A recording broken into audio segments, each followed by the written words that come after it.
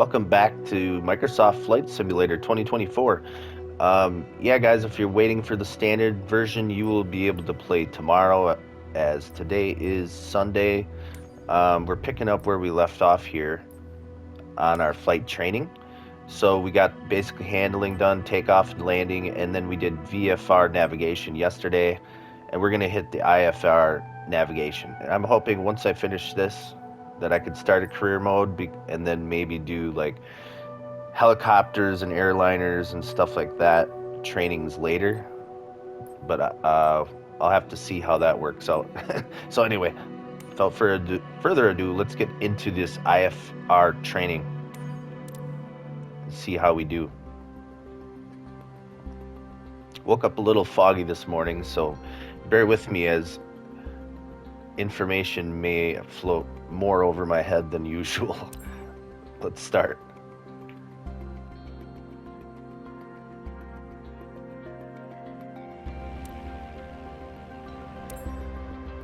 We're flying over the UK's Shetland Islands, just below a thick layer of clouds. Up until now, you've been able to look outside to judge the aircraft's attitude and location. What happens when you lose that outside view? That takes us into the world of instrument flight. When you can't use the horizon for reference due to clouds, darkness, or other hindrances to visibility, you'll need to rely on your airplane's instruments.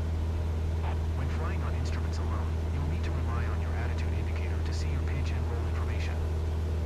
Modern cockpits like this combine several instruments into one electronic display, called a primary flight display, or PFD. Stay on heading 270, set full power, and climb up to 4,500 feet. Set full power for the climb.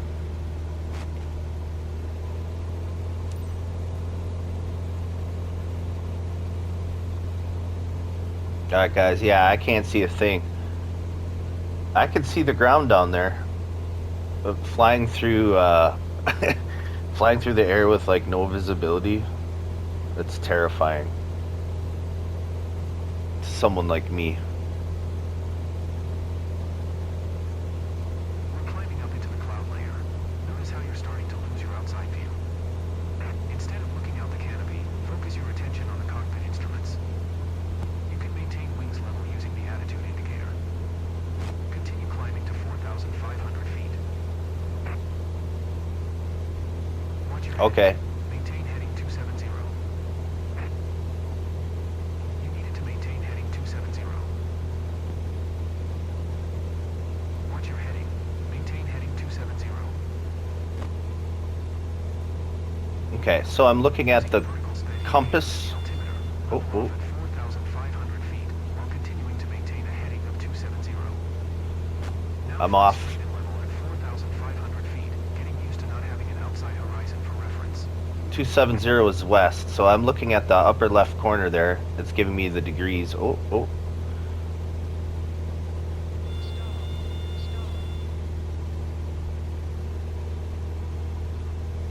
And then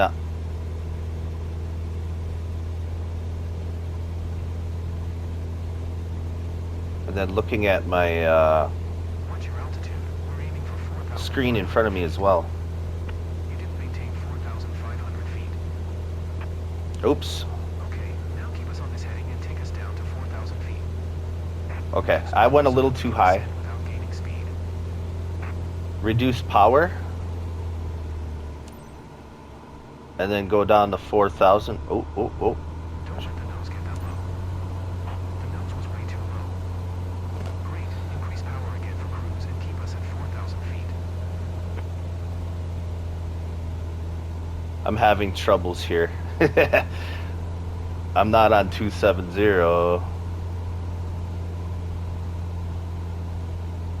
We're at 274.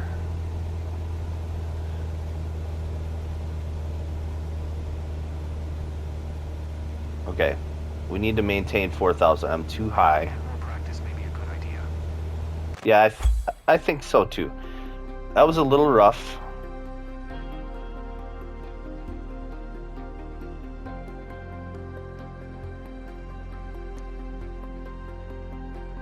Definitely need some practice.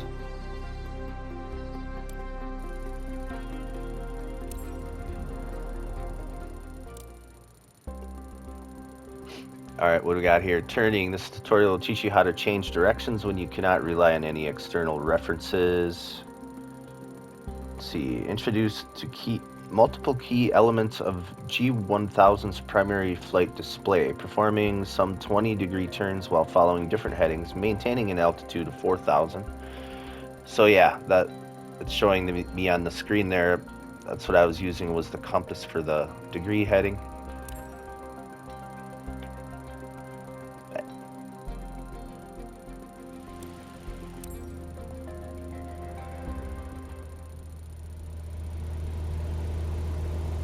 Now that you've tried some climbs and descents, we'll introduce turning. Throughout this lesson, maintain your current altitude of 4,000 feet. Our heading is the direction our nose is pointing, measured in degrees. The main electronic display in front of you is the primary flight display, or PFD. At the bottom center of the PFD, we see the horizontal situation indicator, or the HSI. The HSI shows us the direction our nose is pointing, called our heading. Headings are measured in degrees, with east being 090, south 180, west 270, and north 360. Currently we're heading west. That's 270 degrees. When turning, we want to aim for a bank angle of around 20 degrees. Along the top of the attitude indicator are white lines. Each line represents 10 degrees. Normally we use about 20 degrees of bank, which is the second white line. Let's try it out. Make a turn to the left onto heading 180, using 20 degrees of bank. Keep turning until heading south, at which point, smoothly roll back to wings level. Keep the turn going with 20 degrees of bank.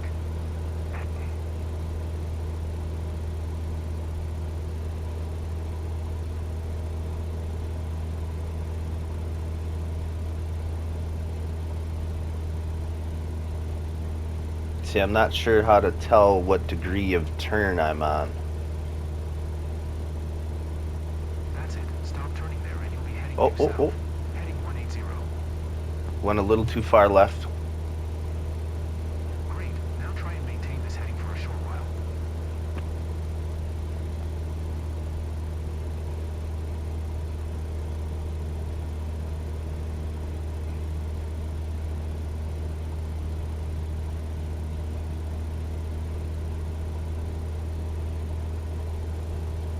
Now make a turn to the right onto a heading of 350.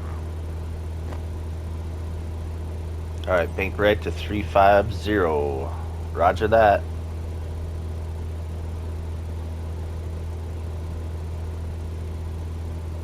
Losing altitude.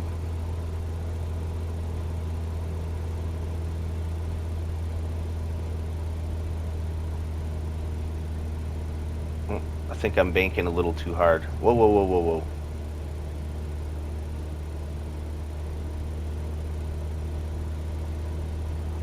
Now Alright. smoothly roll wings level onto a heading of 350. Now maintain heading 350 for a bit. Okay, so that's slightly northwest.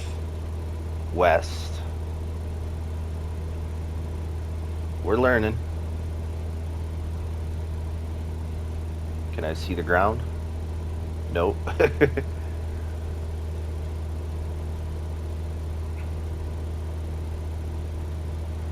great job. So that's how we make turns using just the instruments. Next we'll look at how to handle speed changes. Alright, let's do it.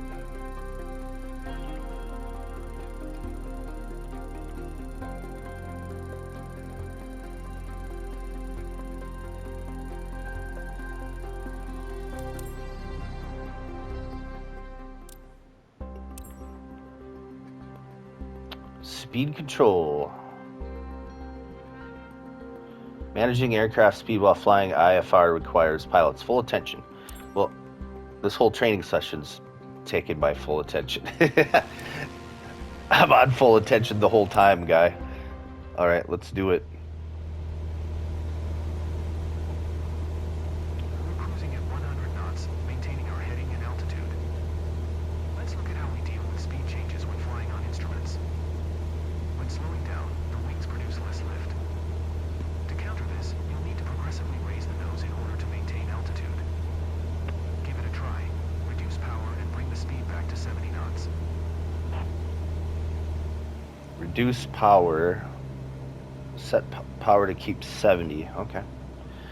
Remember to adjust the elevator trim so that you don't have to keep putting any pressure on the controls.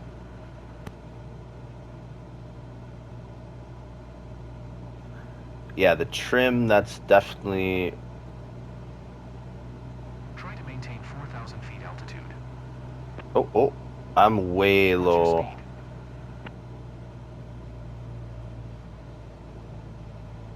You need to be able to control altitude while adjusting speed.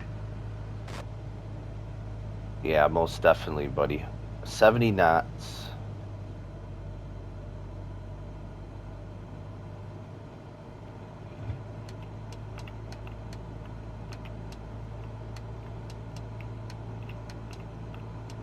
Watch your speed. I'm trying to... Okay. If you hold R1 and push down on your right joystick, it will adjust your trim. You'll see it in the bottom right corner. I'm at 11%.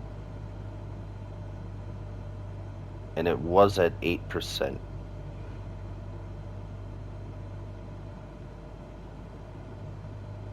I'm going low.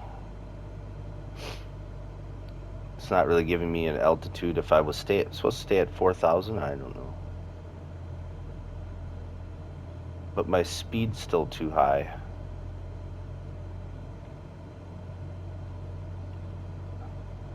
I have the engine turned all the way down. I gotta raise the nose up. Let's try to... Oh shoot. I raised the trim, but I'm still... Where am I? I'm still at 80 knots. Good. Now set power to maintain 70 knots. The trim needs to go up. Oh. Set power.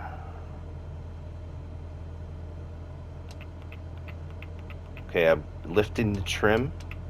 Maintain 70 knots. You weren't accurate enough with your speed. Oh, I should have hit square maybe to brake because I'm having troubles going that slow. I'm still at 82, 83. I'll raise up my altitude a little bit.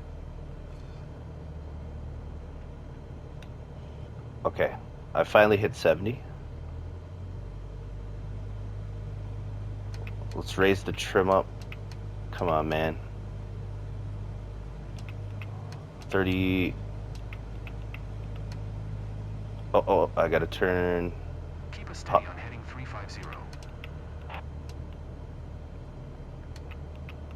You wandered off the heading. Oh, Maintain 350. 70 knots. You weren't accurate enough with your speed. No, I'm not. I'm having troubles.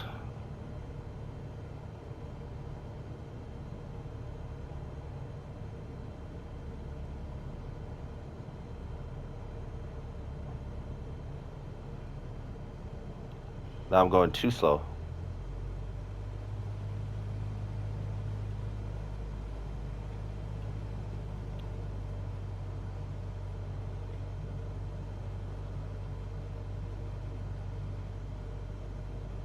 Let's turn the trim up 52%.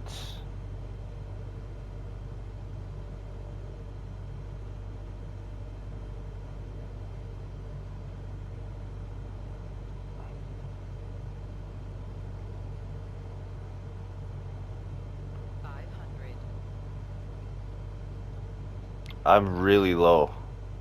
Oh, uh-oh. This is pretty tough, guys, for me.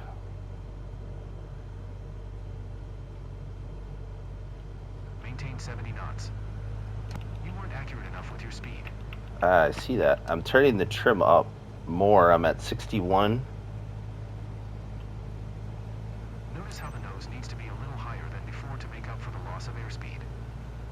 Use the elevator trim to adjust pitch to the new sped and maintain 70 knots for a bit. Okay, let's turn the trim up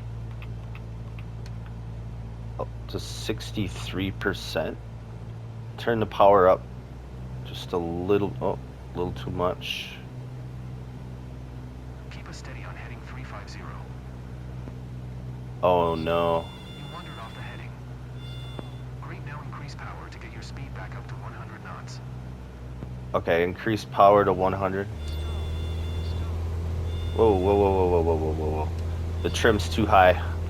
Once I kick the power on. Okay, we gotta turn the trim back down. Try and keep my heading. We need to reach...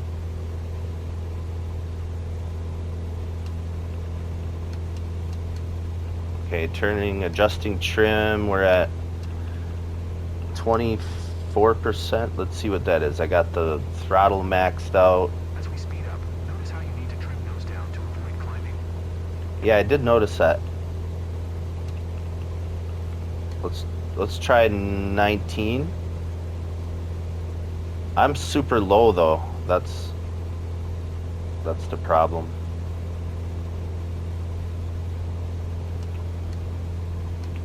I need to turn the trim up a little bit. I'm way too low.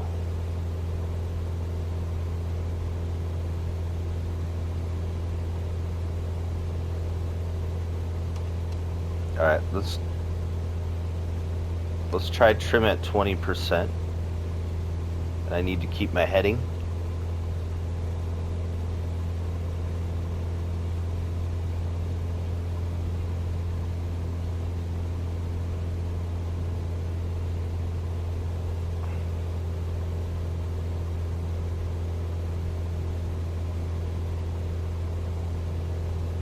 But my speed is going down and I need to increase speed.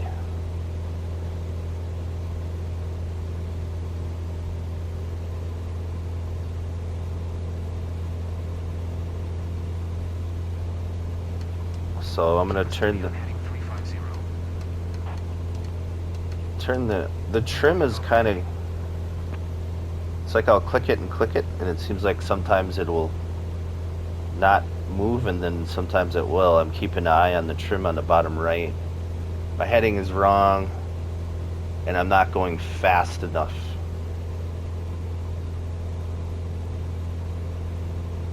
But we did climb. I was like really low, so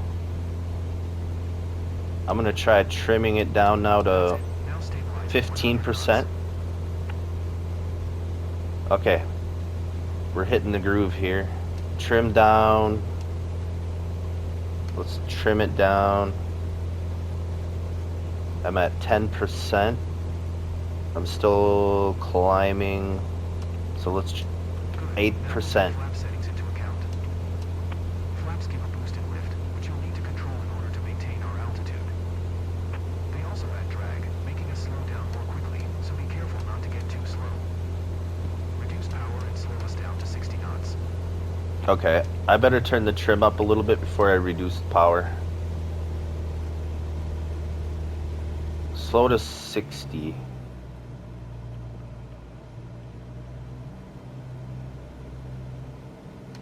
Trim up.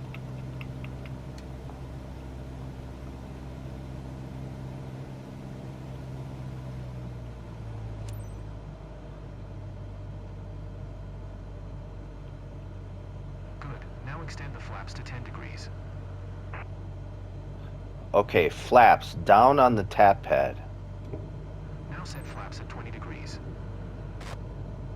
Ah, so there's trim and flaps. And going through the other trainings, I'm... Yeah, I see that.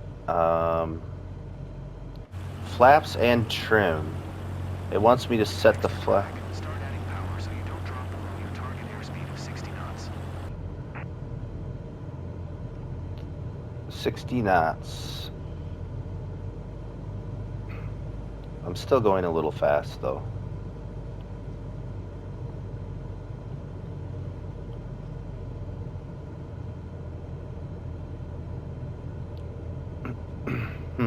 It says slow to 60 knots, but then it says increase power.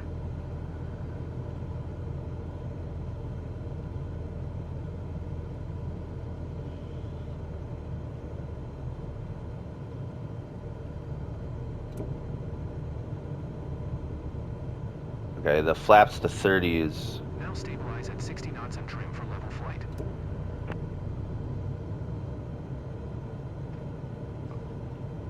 Keep us steady on heading 350. Alright, I'm trying. You wandered off the heading.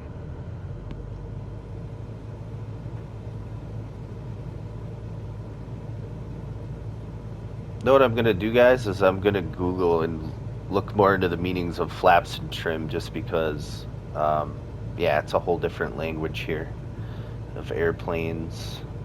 Increase power.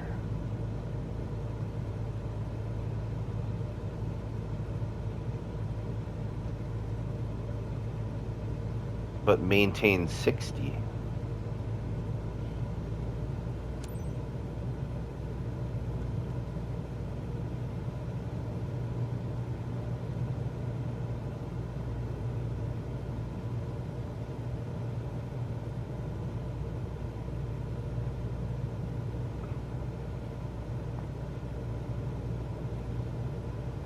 Wow, great job. Next we'll look at navigating on instruments alone. Well, this is definitely helping me understand the trim and the flaps and everything a little bit more than I even realized from the last training. So, hey, we got an A. Fantastic.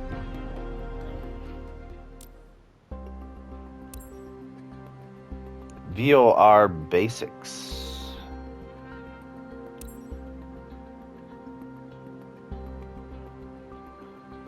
Orientate themselves thanks to radio frequencies communicated from ground stations.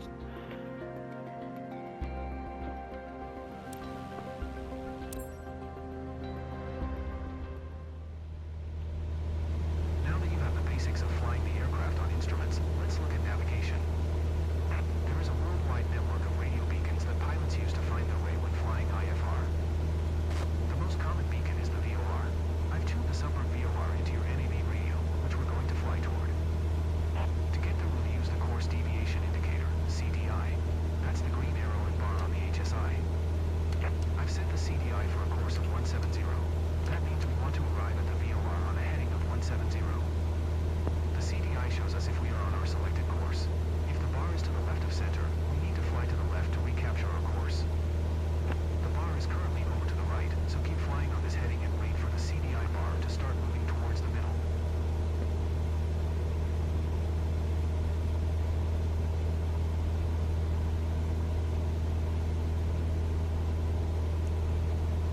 Keep us on heading 240 for now.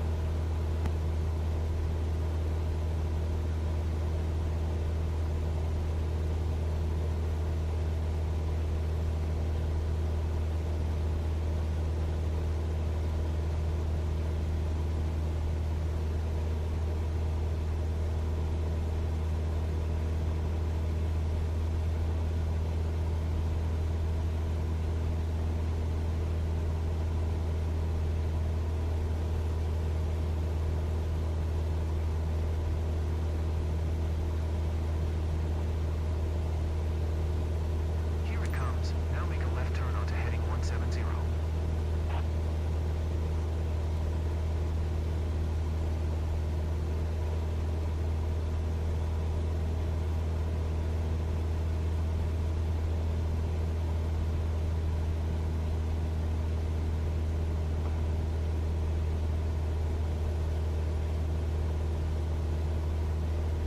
Great. Now keep the CDI bar centered and it'll take us to the VOR.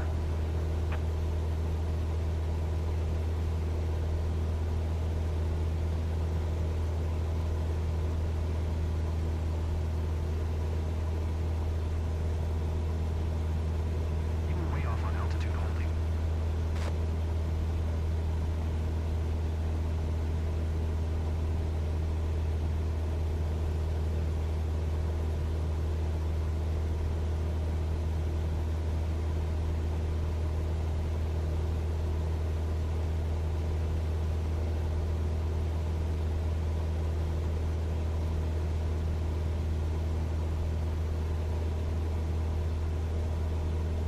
You were way off on altitude holding. What, shoot, what it's not telling me at what Getting altitude. close to the VOR now. The CDI indications might become erratic or disappear when reaching a VOR, but this is normal. Keep flying straight ahead on heading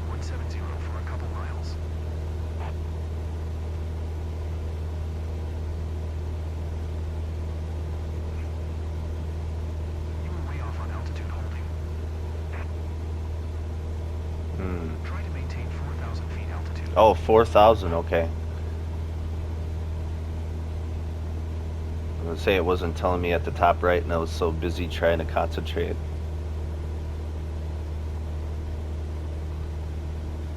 I'm off heading, turn right a little bit.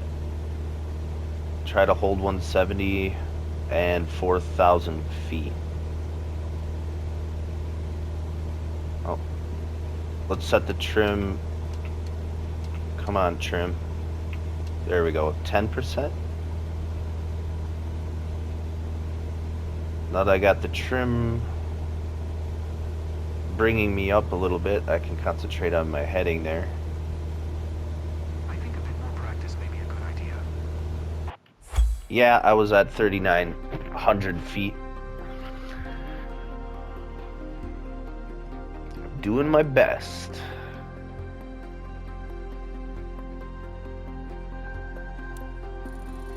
Only got a C on that one.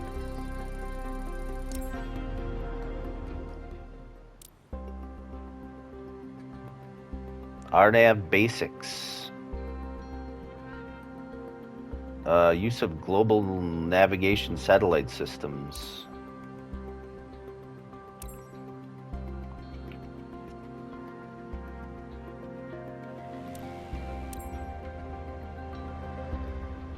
The VOR system is a classic for navigating via instruments, but modern technology has opened the door for new navigation tools. Our flight plan is made of multiple GPS waypoints. We can use those to guide us when we can't count on visibility. For this lesson, we're going to follow a similar trajectory as in the VOR tutorial, flying over Sunburn Airport while maintaining an altitude of 4,000 feet. The system looks very similar to the VOR on the avionics. We'll use the CDI. That's the pink arrow and bar on the HSI. Looking at our flight plan, we can see that we're supposed to arrive at the waypoint on a heading of 170. The CDI shows us if we are on our selected course.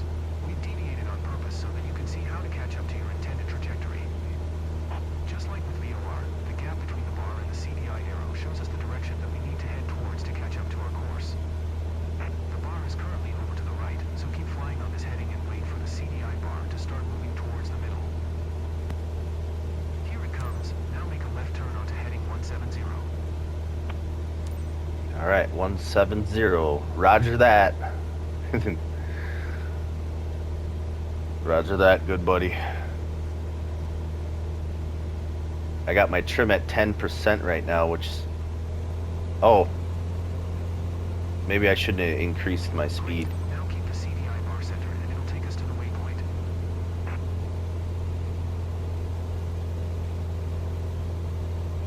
Okay, we need to be... Whoa, whoa, whoa, whoa.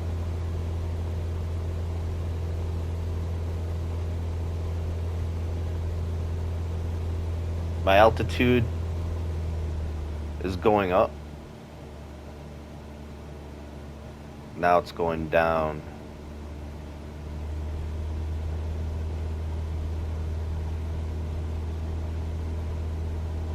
Let's turn the trim. See, there, the trim finally went. I don't know why I gotta click it a whole bunch of times sometimes and it's not moving. It's weird. But adjusting the trim, just hold R1 and hit your right joystick up or down. Okay, so I need to be heading on 170.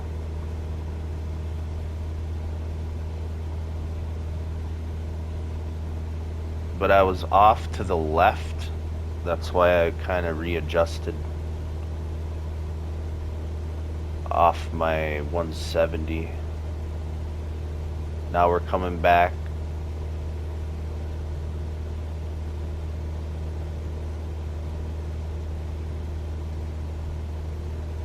We need to go left a little bit.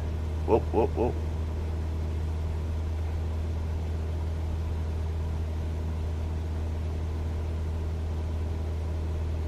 Right now I got my trim at 9%.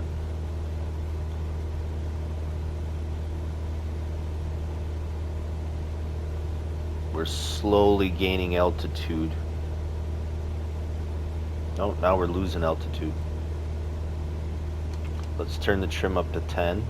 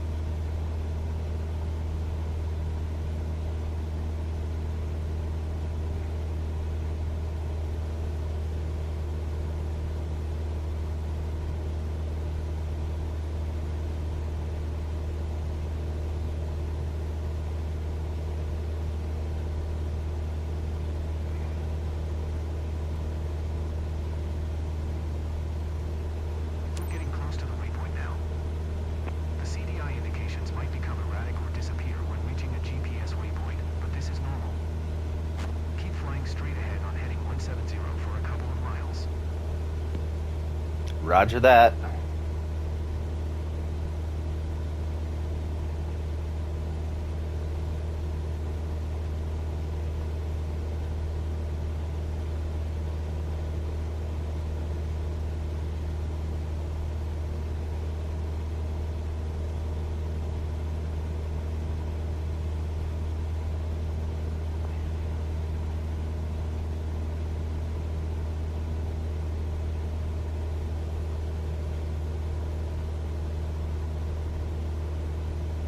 Yeah, and in the clouds, if you notice on the screen in front of me, you can see the levelness of the horizon there in the middle of the blue screen.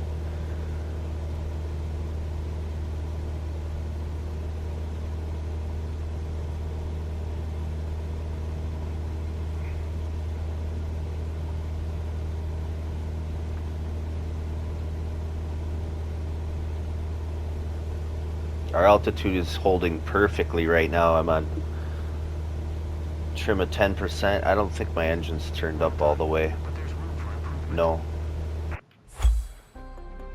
I thought I did pretty good.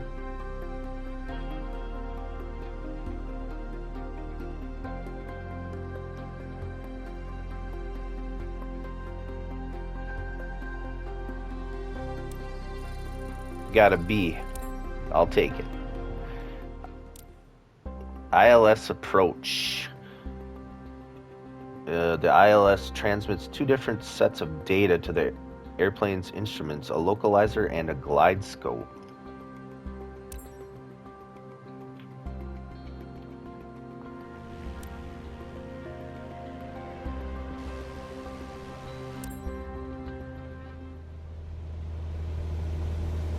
So now you've got the basics of flying on instruments.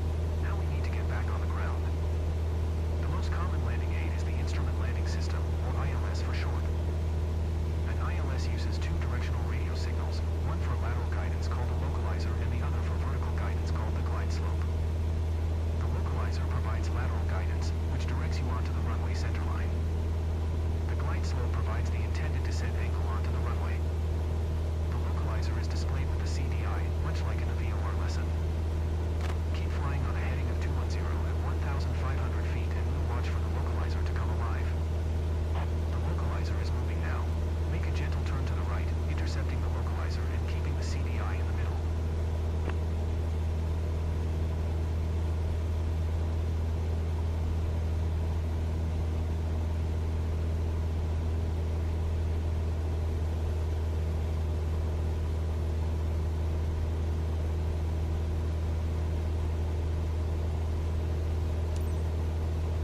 Good. Now keep the localizer bar centered and maintain 1,500 feet. The glide slope is displayed next to the altimeter on your PFD.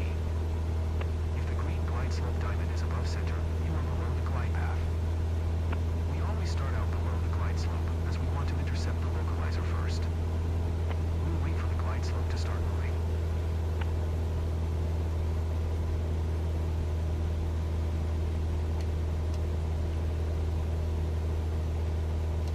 Here comes the glide slope.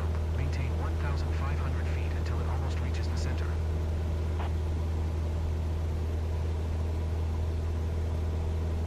I turned my trim just down a hair and I'm slowly losing altitude. We're right in the sweet spot of 1,500. We got too far off the localizer. The localizer is starting to get away. Turn toward it to stay on course. Here it comes. Now reduce power a little and start to descend, using the VSI to aim for 500 feet per minute. Start descent.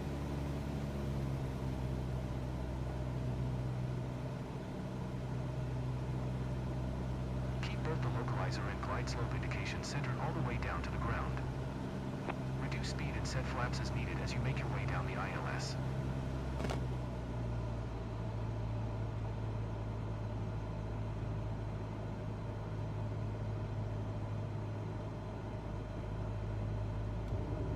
You didn't follow the glide slope accurately enough.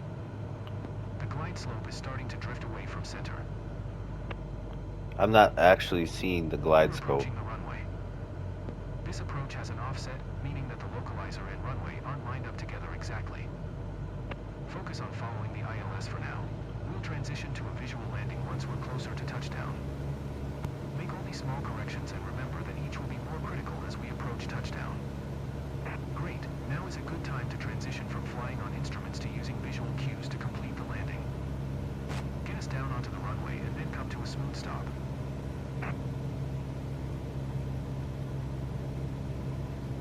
Yeah, I'm not sure where he was telling me where the path of the glide scope was. I was looking at my instrument in front of me, the blue screen, and I actually didn't have any idea.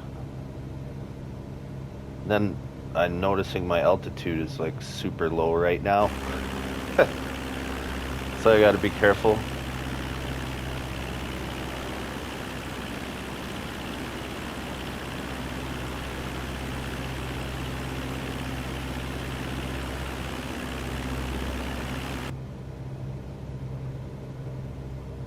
Looks to me like I need to get to the right.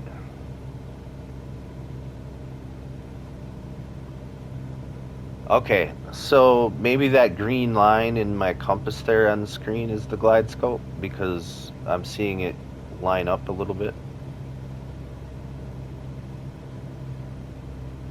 Oh shoot, my altitude is like...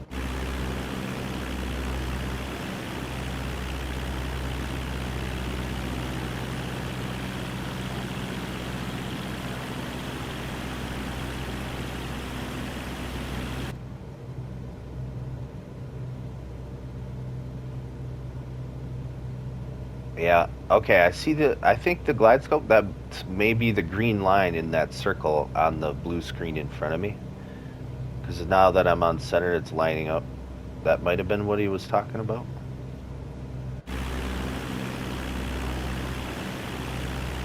Okay, we need to crank the engine off. Whoa, whoa, whoa, whoa. Pull back, pull back, pull back.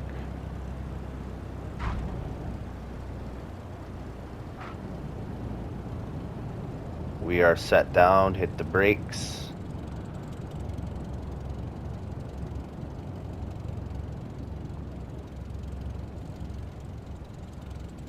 I think a bit more practice may be a good idea.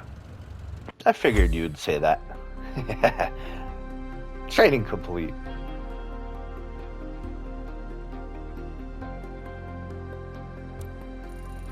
A C. I'll take it. IFR test. Call upon everything that you have learned and master this IFR flying challenge. We'll see how we do.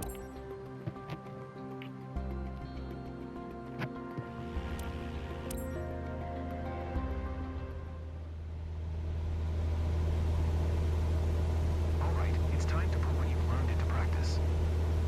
We're at 5,000 feet following a GPS route towards Zumberg. I'll ask you to perform some handling tasks to test your IFR flying skills. Follow the GPS, as shown in magenta on your CDI, maintaining 5,000 feet at 110 knots. Okay, still maintaining the GPS course, take us down to 3,500 feet, keeping 110 knots airspeed. Wait. Okay, we need to go down to 3,500 feet and maintain of 110. Well, we're going to be gaining a lot of speed going down to 35. But how beautiful is this? Trying to, gotta concentrate, but just seeing the clouds and stuff, amazing. Okay, back to concentration. 110, 3,500 feet. We still need to drop. Okay, we're dropping quickly. I think we need to turn up the throttle a little bit. We need to go down a little bit.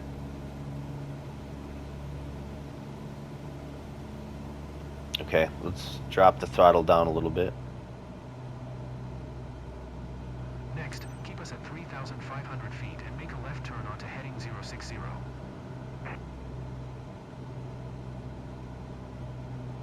Oh. I went too low. Turn up the throttle. Keep us at 3,500 feet. Yep, gotta throttle up a little bit. You didn't hold your altitude accurately enough. I see that.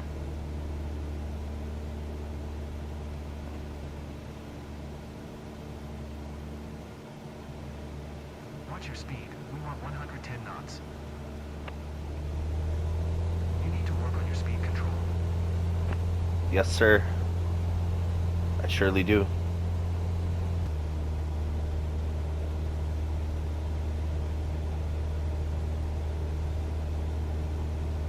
Alright, let's throw some other things your way. Please bring the speed back to 70 knots.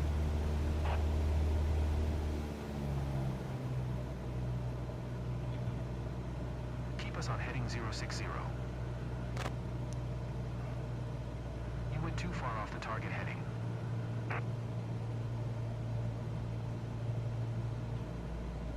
Oh, 06. Shoot.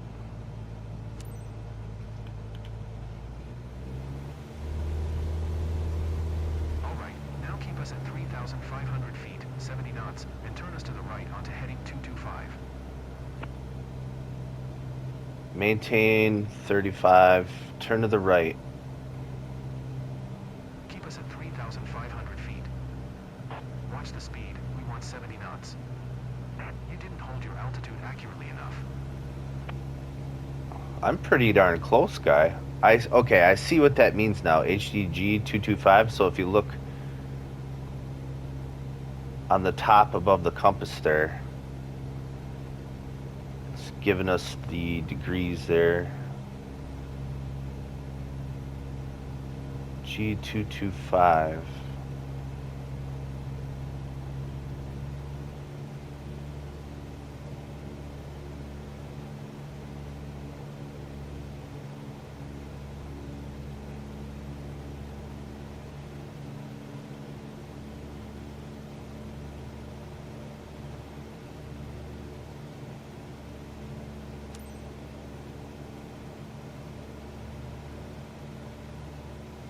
Okay, now get us back to 110 knots.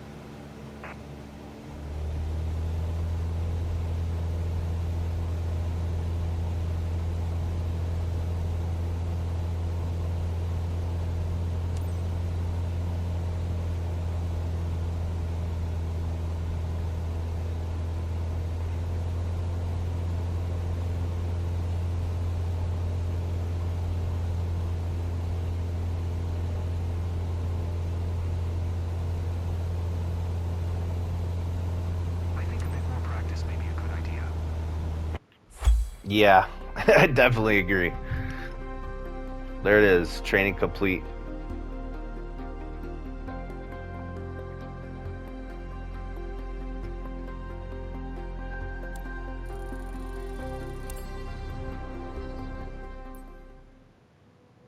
There it is, guys. We got a C, a A, a C, a B, and 2 more C's. Okay, this is the finished video of the IFR navigation. And I'm hoping that maybe I could move to career mode after this. So we'll see. All right, guys, thanks for watching. We'll see you in the next one.